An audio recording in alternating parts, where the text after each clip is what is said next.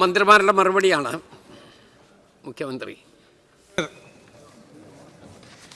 സർക്കാർ അവതരിപ്പിച്ചിരിക്കുന്നത് ധനവിനിയോഗ ബില്ലാണ്. ഇവിടെ ഗ്രാൻറ്റുകൾ ഈ സഭ അനുവദിച്ചു. അതിൻ്റെ ഭാഗമായിട്ടുള്ളൊരു കോൺസ്റ്റിറ്റ്യൂഷണൽ ഒബ്ലിഗേഷനാണ് ആർട്ടിക്കിൾ 20 വെച്ചുള്ള സഭ അനുവദിച്ച പണം ചെലവാക്കാൻ. ഞാൻ പുതിയ മെമ്പർമാർക്ക് കൂടി അറിയാൻ വേണ്ടിയിട്ടാണ് പറഞ്ഞത്. സഭ അനുവദിച്ച പണം അത് ചെലവാക്കാൻ, ധനവിനിയോഗം നടത്താനുള്ള ഈ സഭയുടെ അനുവാദം കൂടി വേണം. സഭ പണം അനുവദിച്ചാൽ പോരാ, ധനം ചെലവഴിക്കാൻ വേണ്ടിയിട്ടുള്ള സഭയുടെ അനുവാദത്തിനാണ് നമ്മൾ അപ്രോപ്രിയേഷൻ ബില്ല്, ധനവിനിയോഗ ബില്ല് അവതരിപ്പിക്കുന്നത്.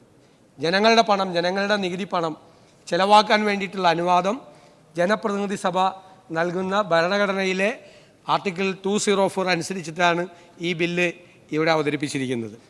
സാർ, ഇവിടെ ഈ പ്ലാനിനെ കുറിച്ചൊക്കെ വളരെ ചർച്ച വന്നു. ഞാൻ കുറേ കാര്യങ്ങളെല്ലാം പറഞ്ഞു. അപ്പോൾ ഇന്ന് രാവിലെ ഉണ്ടായ ചർച്ചയിലെ ഏറ്റവും പ്രധാന ഭാഗം എന്ന് പറയുന്നത് ഈ ലോക്കൽ ബോഡിക്ക് അനുവദിച്ച, കഴിഞ്ഞ പ്രാവശ്യം അനുവദിച്ച 10,000-ലധികം കോടി രൂപയുടെ 1,500 കോടി രൂപ കുറവ് വരുത്തിയെന്നാണ്. കുറവ് വരുത്താനുള്ള കാരണം നമ്മൾ പറഞ്ഞു. 20,500 കോടി രൂപ പ്ലാനിൽ ഇല്ലാതെ പോയി അവർ കണക്ക് കൂട്ടിയത്. ബാക്കി 15,000 കോടിയാണുള്ളത്. എങ്കിലും 15,000 കോടിയുടെ പ്ലാനല്ല നമ്മൾ വെച്ചത്. ഇവിടെ ഈ 30,000 കോടിയുടെ പ്ലാനാണ്.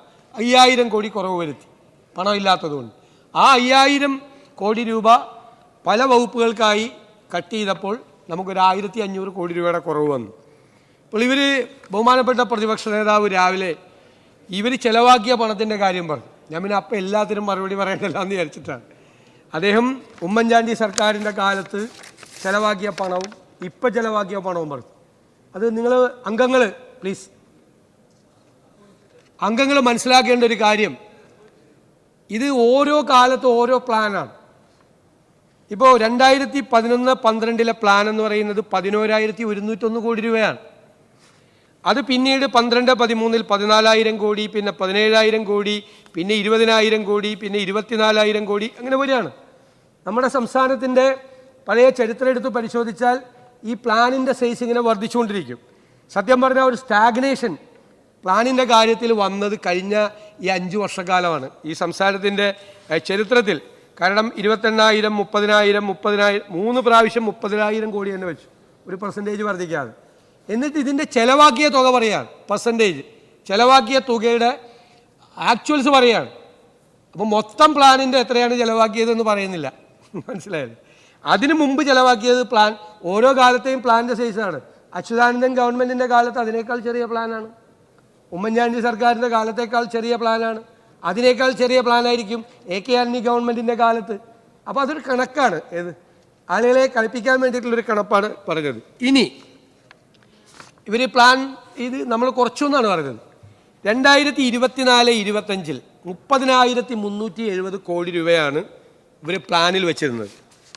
സർ, അത് കഴിഞ്ഞിട്ട് ആ പ്ലാൻ നടപ്പാക്കി കൊണ്ടിരിക്കുമ്പോൾ 31/8/2024 ഒരു ഗവൺമെൻറ് ഉത്തരവാണ്. കേട്ടോളാം നിങ്ങൾ. പ്ലാനിൽ 30,000 കോടിയുണ്ട്. ഉത്തരവിൽ ആദ്യത്തെ ഇത് 2024-25 സാമ്പത്തിക വർഷം 10 കോടി രൂപയ്ക്ക് മേൽ അടങ്കലുള്ള തുടർ പ്രോജക്റ്റുകൾ, പദ്ധതികൾ ഉൾപ്പെടെ ഭരണാനുമതി നൽകിയ പദ്ധതികളുടെ അനിവാര്യത സംബന്ധിച്ച് ചീഫ് സെക്രട്ടറി, മറ്റ് സെക്രട്ടറിമാർ, ബന്ധപ്പെട്ട സെക്രട്ടറി എന്നിവരുടെ സമിതി പരിശോധിച്ച് പദ്ധതി മാറ്റിവെക്കുകയോ അനിവാര്യത കണക്കിലെടുത്ത് വകുപ്പിന് ഭരണാനുമതി നൽകിയ ആകെ തുകയുടെ 50% നിജപ്പെടുത്തുകയോ ചെയ്യേണ്ടതാണ്. അതായത് 10 കോടിക്ക് മീതെയുള്ള എല്ലാ വർക്കിൻ്റെയും പ്ലാൻ സൈസ് അങ്ങ് കട്ട് ചെയ്തു 50%. അപ്പോൾ നിങ്ങൾ വിചാരിക്കും 10 കോടി താഴെയുള്ളത് രക്ഷപ്പെട്ടെന്ന്. അടുത്ത സെൻറ്റൻസ് എന്താണ്? 10 കോടിക്ക് താഴെയുള്ള തുടർ പ്രോജക്റ്റുകൾ ഇത് ഭരണാനുമതി നൽകിയ മൊത്തം തുകയുടെ 50% നിജപ്പെടുത്തി ചീഫ് സെക്രട്ടറിക്ക് സമർപ്പിക്കേണ്ടതാണ്. 10 കോടിക്ക് താഴെയുള്ളതിൻ്റെയും 50% കട്ട് ചെയ്തു. 10 കോടിക്ക് മീതെയുള്ളതിൻ്റെയും എല്ലാ പ്രോജക്റ്റുകളുടെയും 50% കട്ട് ചെയ്തു. 30,370 കോടി രൂപ പ്ലാനിൽ വെച്ചിട്ട് പ്ലാൻ ഇയർലി വർഷം 8-ാം മാസത്തിൽ തന്നെ, 8-ാം മാസത്തിൽ, അതായത് അവസാനത്തെ ക്വാർട്ടർ എത്തുന്നതിന് മുമ്പ് 8-ാം മാസത്തിൽ തന്നെ ഇത് മുഴുവൻ കട്ട് ചെയ്തു. പ്ലാൻ സൈസ് കട്ട് ചെയ്തു. ആ കട്ട് ചെയ്ത ആളുകളാണ് ഇന്ന് വന്നിട്ട് നമ്മൾ ഈ 20,500 കോടി കിട്ടാത്തതിൻ്റെ പേരിൽ 1,500 കോടി രൂപ കട്ട് ചെയ്തു എന്നുള്ള ആക്ഷേപം ഉന്നയിച്ചത്. എല്ലാത്തിനും മറുപടിയുണ്ട്.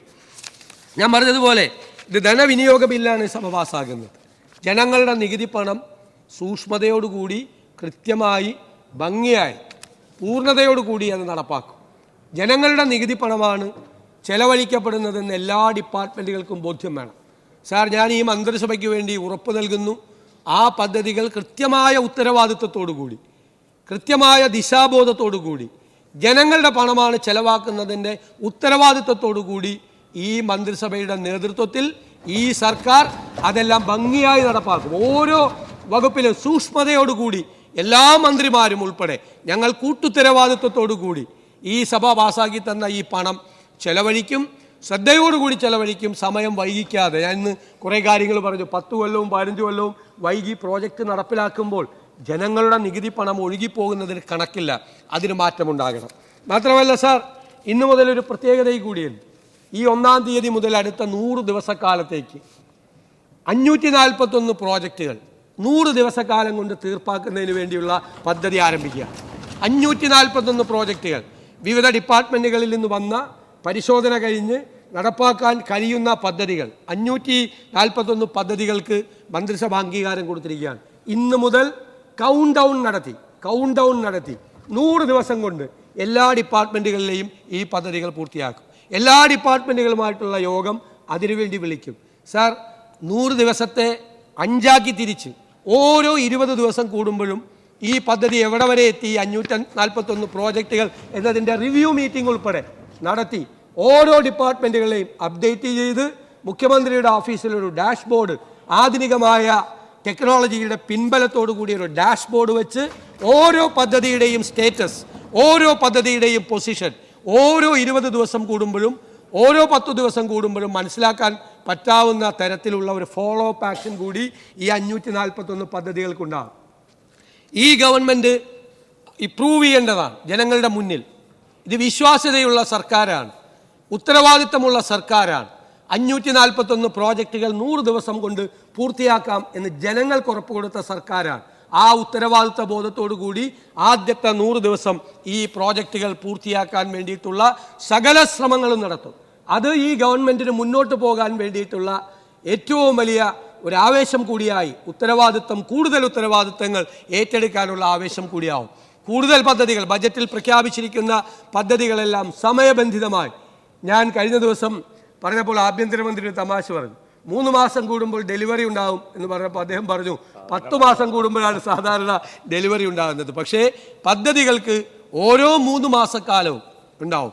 ഈ ബജറ്റിൽ നിർദ്ദേശിച്ചിരിക്കുന്ന കാര്യങ്ങളുടെ പെർഫോമൻസ് ഓഡിറ്റിംഗ് കൃത്യമായി നിർവഹിക്കാൻ വേണ്ടിയിട്ടുള്ള ആധുനികമായ സംവിധാനങ്ങളുടെ സഹായത്തോടു കൂടിയ പരിശോധനയും ഫോളോ അപ്പും ഉണ്ടാവും.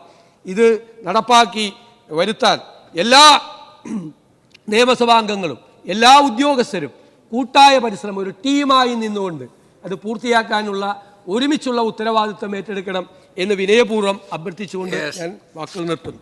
വകുപ്പ് തിരിച്ചുള്ള പരിഗണന 2, 3, 4 വകുപ്പുകൾ ഭേദഗതിയില്ല.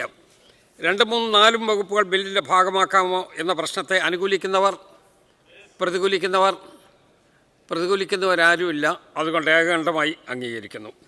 2, 3 വകുപ്പുകൾ ബില്ലിൻ്റെ ഭാഗമാക്കുന്നു. പട്ടിക ഭേദഗതിയില്ല. പട്ടിക ബില്ലിൻ്റെ ഭാഗമാക്കാമെന്ന പ്രശ്നത്തെ പ്രതികൂലിക്കുന്നവർ ആരുമില്ല. പട്ടിക ബില്ലിൻ്റെ ഭാഗമാകുന്നു. 1-ാം വകുപ്പും പീഡിയയും പേരും ഭേദഗതിയില്ല. 1-ാം വകുപ്പും പീഡിയയും പേരും ബില്ലിൻ്റെ ഭാഗമാക്കാമോ എന്ന പ്രശ്നത്തെ പ്രതികൂലിക്കുന്നവരാരുമില്ല. 1-ാം വകുപ്പും പീഡിയയും പേരും ബില്ലിൻ്റെ ഭാഗമാകുന്നു. ബഹുമാനപ്പെട്ട മുഖ്യമന്ത്രി, 3-ാം വായന.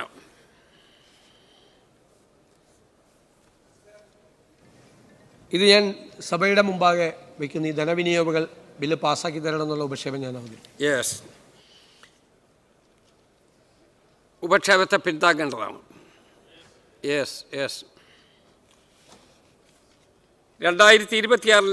Kerala ധനവിനിയോഗ 3-ാം number bill പാസ്സാക്കുന്ന ഉപക്ഷേപത്തെ പ്രതികൂലിക്കുന്നവരാരുമില്ല. ഉപക്ഷേപം സഭ അംഗീകരിക്കുന്നു. ബില്ല് പാസ്സായിരിക്കുന്നു.